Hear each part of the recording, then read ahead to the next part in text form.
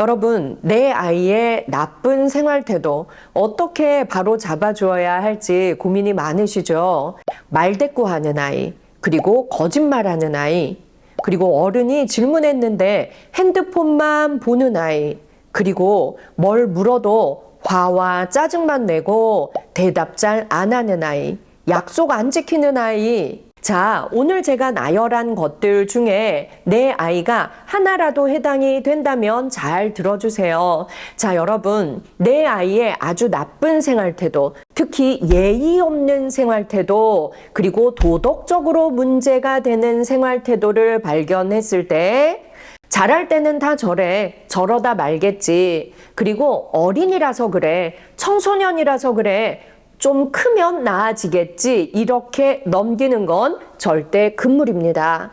안 되는 건 안 되고 잘못된 건 잘못된 것이라는 걸 아이에게 알려주어야 합니다. 그런데 그걸 전달해주는 과정에서 화내고 짜증내고 야단치고 모멸감을 주고 수치심을 주는 방법은 좋지 않습니다. 아무리 가족이라고 해도 아이들도 자존심이 있습니다. 그리고 내가 잘못한 거 나 자신이 아이들도 알고 있어요. 다른 사람이 있는 데서 내가 야단을 맞게 되면 자존심의 상처를 입습니다. 그러면 반항하고 싶어요. 내가 뭘 잘못했는데 됐어요, 냅둬요, 이렇게 말할 수 있다는 거죠. 화내지 않고 말해야 합니다. 짜증내지 않고 말해야 하고요. 아이와 1대1로 말해야 합니다. 아무도 없는 조용한 방으로 가서 마주 앉아서 얘기하는 게 좋습니다. 이건 문제야. 이건 네가 명심해야 돼. 이건 고쳤으면 좋겠어. 소망의 언어로 말하되 단호하게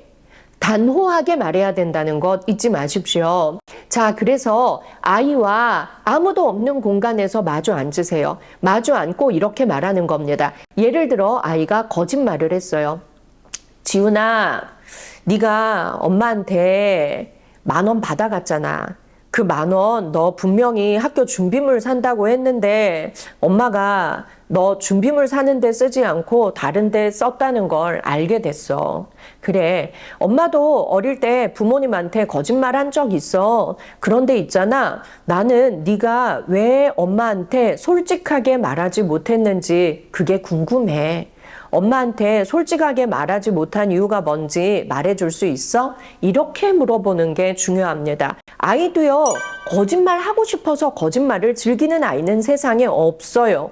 내가 원하는 걸 솔직히 말하면 부모님이 못하게 하기 때문에 나의 욕구는 충족하고 싶고 부모님은 무조건 못하게 하니까 좀 쉬운 방법으로 손쉽게 거짓말을 선택해버렸을 수도 있다는 거죠. 그런데 이것이 버릇이 되면 앞으로 성인이 되어서도 사회생활에 신용 문제에 있어서 큰 문제가 되니까 우리가 대화로 알려주는 건 반드시 필요합니다. 그래서 그 마음을 물어보세요. 엄마는 무조건 못하게 하니까, 무조건 못 사게 하니까, 무조건 못 먹게 하니까 나도 하고 싶은데 그래서 거짓말 좀 했어요. 왜요? 뭐 이렇게 말할 수도 있습니다. 그러면 1단계는 이렇게 하세요. 아, 그랬구나. 먼저 인정은 해 주십시오. 공감은 해 주십시오. 아, 그랬구나. 아, 알겠어. 솔직하게 말해줘서 고마워. 이렇게 말하십시오. 그런데 있잖아, 엄마는 너가 다른 데서도 이렇게 거짓말해서 신용을 잃게 될까 봐 걱정돼.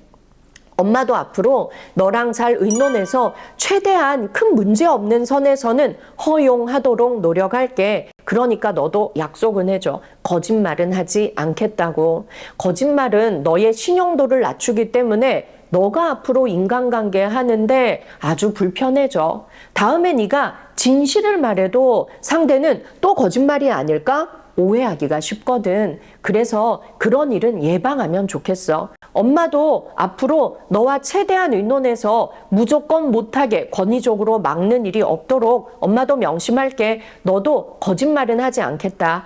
부모님과 협상을 하겠다. 이렇게 약속을 해주면 좋겠어. 이렇게 얘기하시면 좋습니다. 그리고요, 아이들은 자기의 잘못이 거짓말이 들통났을 때 오히려 나는 엄마가 못하게 하니까 그럴 수밖에 없었어. 다른 애들도 거짓말 한다고 이런 식으로 예의 없게 자기 방어를 하는 경우가 많습니다. 내 잘못이 들켰을 때 불안하고 두려워서 그걸 방어하느라고 더 예의 없게 행동하기도 한다는 거죠. 이럴 때도 우리는 반드시 짚고 넘어가야 합니다. 예의 없는 행동, 그리고 도덕적으로 문제 있는 행동이라면 그냥 넘어가선 안 된다. 자, 그래서 이렇게 말하셔야 합니다. 있잖아, 지윤아, 나는 네가 학교 성적 나쁜 거 괜찮아. 나는 네가 성적 안 나와서 선생님께 혼나는 거 그것도 큰 문제 안 된다고 생각해. 그런데 사람이 인생을 살아가는 데 있어서 성적보다 더 중요한 것은 신뢰와 신용을 쌓는 거야.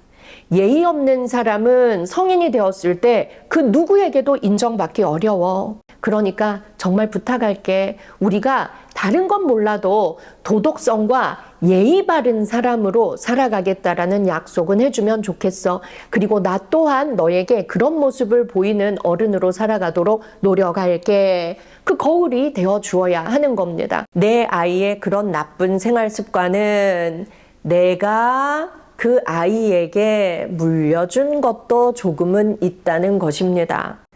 우리 집의 어른들은 전혀 그런 행동하지 않았다고요? 그렇다면 어릴 때 친구들에게 그런 모습을 배우고 집에서 한 번, 두 번 예의 없고 도덕성 없는 행동을 했을 때 어릴 때 바로 잡아주지 않고 어른들이 방관했을 수도 있습니다. 그렇다면 우리의 잘못도 있네요.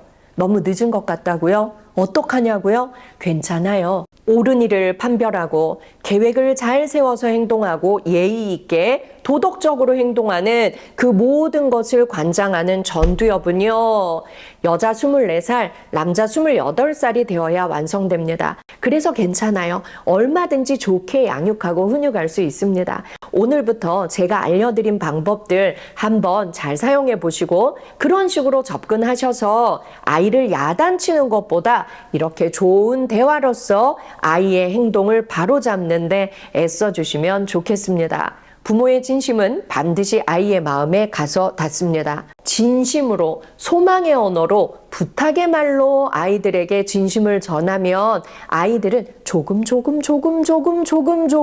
나아집니다. 부모의 소망이, 부모의 체온이, 부모의 따뜻한 표정이, 부모의 간절한 부탁이 그 아이를 점점 나아지게 할 거예요. 믿고 한번 우리가 노력해보면 좋겠습니다.